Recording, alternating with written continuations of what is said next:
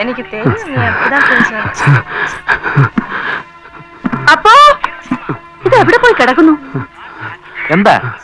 ആരാപ്പോ ഇത്? അയ്യോ, താഴെ വീണോ? നല്ല പനിയുണ്ടല്ലോ. ഇതാരാന്ന് ചോദിച്ചത് കേട്ടില്ലേ? വിശ്വനാഥൻ. സുധാകർ റെഡ്ഡിയെ തട്ടേച്ചു വന്നത് ചില്ലറക്കാരനല്ല. ഓഹോ, പട്ടേലിന്റെ പുതിയ ഗുണ്ട. അങ്ങനെയൊന്നും പറയരുത്.